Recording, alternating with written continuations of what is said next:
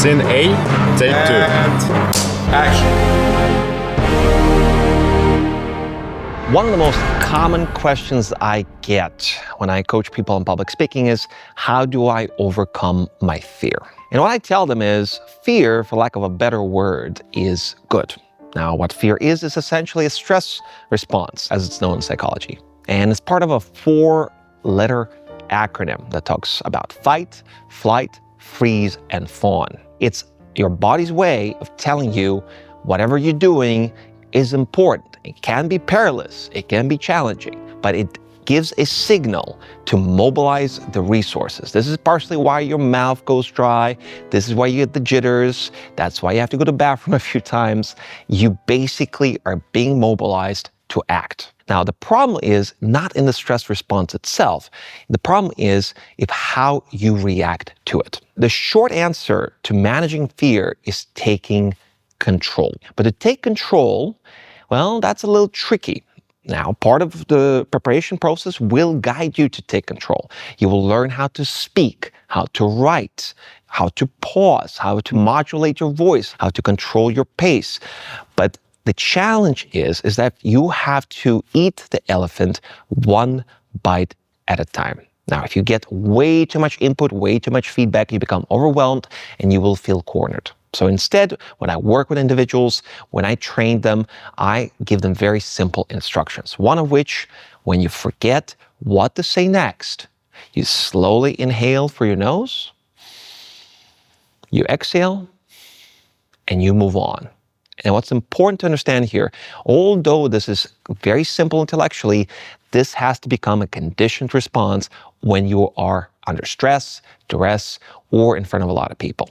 So inhale, exhale, move on. If the thing you wanted to say simply doesn't come to you, you drop it and you move on to the next subject. If you do that, that essentially is a pressure valve release mechanism that allows you to maintain composure under stress. Now, another thing I do is eye contact. Now, there's always this piece of advice that imagine the audience naked, or don't look them in the eye, look them right in the forehead. None of that is necessary. Instead, pick 3 points in a room and transition slowly between them, right? Each person you pick gets a sentence or two. Then you move on to the next one, then you move to the next one, and you rinse and repeat as if you're learning pacing, dancing, all that. Now, what all of this serves to demonstrate is don't try to do too much too fast. Instead, you gradually build up these little habits that eventually compound into a sense of measured control. Now, a lot of people, they want to skip all these steps and they want to feel confident.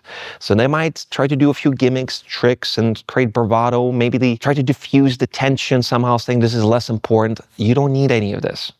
You need to embrace the stress response. You need to embrace the fear for what it is. It's your body's way of saying this is important and we're getting ready. But a really important point that helped me become better at what I do and help countless people I coach is shifting the focus away from yourself and instead focusing on the audience. I personally call this serving your audience.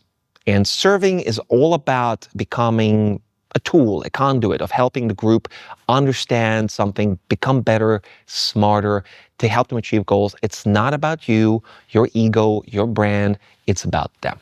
In simple terms, you ask yourself, what will they remember 6 days from now? What will they remember a month from now? What have I told them that helped them fundamentally to become better people? Now, this becomes very challenging when you are, well, one of those messages, a message from your sponsor because your company is sponsoring a conference. Maybe you got asked to speak by HR, right? Maybe you need to just do something for the sake of doing it, although you're not exactly keen on it. I get it. But if you do decide to do something, it's your choice. Are you going to be useful to the audience?